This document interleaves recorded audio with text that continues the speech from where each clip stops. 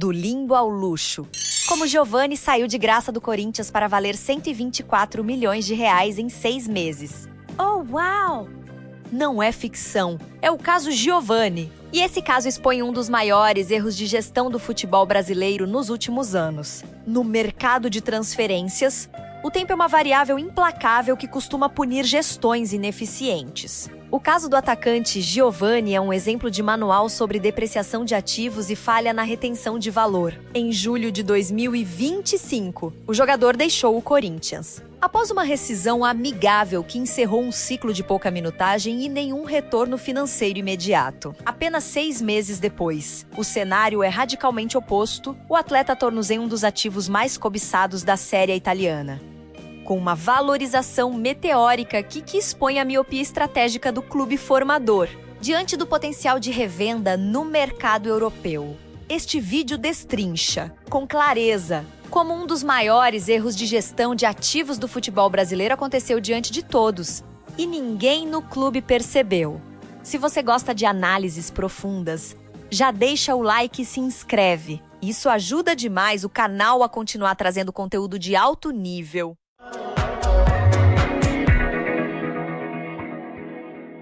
Como é que um jogador que saiu de graça de um clube se transforma numa venda de 124 milhões de reais em só 6 meses? Parece loucura, né? Pois essa é a história que a gente vai desvendar agora, uma das mais inacreditáveis da última janela de transferências. 124 milhões de reais. É isso mesmo. Esse é o valor impressionante da transferência de um jovem atacante brasileiro chamado Giovani. Uma cifra que com certeza deixou muita gente de queixo caído. Tá, mas a grande pergunta é, como isso aconteceu? Como um jogador que não custou nada para sair de um time atinge esse valor todo em tão pouco tempo? Para entender essa história, a gente precisa voltar um pouquinho no tempo, lá para o começo de tudo. Vamos lá! Nossa história começa em meados de 2025.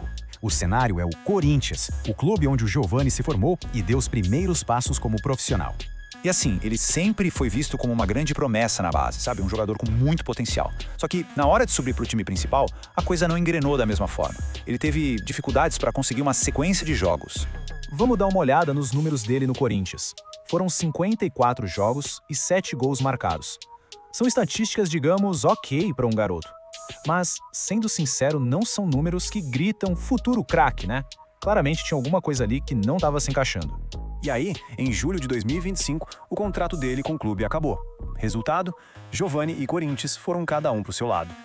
Ele saiu como agente livre, ou seja, a custo zero. Exatamente, de graça. É aí que a história dá uma virada de 180 graus. Giovani faz as malas e se muda para a Europa. O destino? O Hellas Verona, um time da primeira divisão do campeonato italiano.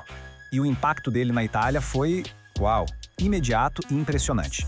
O mais interessante de ver aqui é que, em menos da metade dos jogos, ele participou diretamente do mesmo número de gols de todo o período dele no Corinthians. Uma mudança da água para o vinho. E um dos segredos para essa virada de chave foi a versatilidade dele. Ele não era só um atacante fixo, podia jogar centralizado, aberto pelas pontas. Isso fez dele uma peça tática super valiosa. E o futebol italiano soube explorar isso muito bem. E claro, quando um jogador começa a se destacar desse jeito na Europa, não demora muito para os gigantes aparecerem. Logo, os olheiros dos maiores clubes da Itália começaram a ficar de olho nele. Juventus, Roma, Napoli, todo mundo queria saber quem era o garoto. E essa linha do tempo aqui resume a velocidade com que tudo aconteceu. É impressionante. Em julho, ele sai de graça. Em agosto, estreia na Itália. Em janeiro do ano seguinte, já estava acertando uma transferência milionária para o Napoli. 6 meses. Foi o tempo que levou para tudo mudar. Tá, mas e o Corinthians nessa história? Perdeu essa bolada toda e ficou a ver navios? Bom, não foi bem assim. O clube não ficou de mãos completamente vazios, não. É que existe uma regra da FIFA chamada Mecanismo de Solidariedade. De forma bem simples, ela serve para recompensar os clubes que ajudaram na formação e no desenvolvimento de um jogador lá no início da carreira. Como foi o clube formador, o Corinthians tinha direito a uma pequena fatia desse bolo, 1,5% da taxa de transferência. Pode parecer pouco, mas vamos ver o que isso realmente significa em dinheiro. E esse gráfico aqui mostra a diferença gritante. De um lado, o Hellas Verona com um lucro de quase 124 milhões. Do outro, o Corinthians com um pagamento de 1.860.000. A diferença é abissal e mostra bem o tamanho da oportunidade que foi perdida. Então, o que essa história toda pode nos ensinar sobre o mercado do futebol? Existem algumas lições bem importantes aqui. A gente vê aqui um caso clássico de como uma mudança de ambiente pode alterar completamente a carreira de um atleta. O potencial dele foi identificado na base. Depois, veio uma fase de estagnação no profissional. Aí, a mudança de cenário, uma nova liga, uma nova cultura, destravou o futebol dele. E o resultado? O valor de mercado explodiu de 0 para milhões em poucos meses.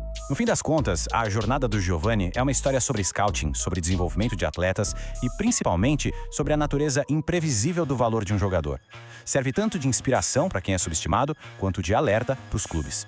E fica no ar uma pergunta bem interessante. Qual é o verdadeiro custo de não dar a devida atenção a um potencial?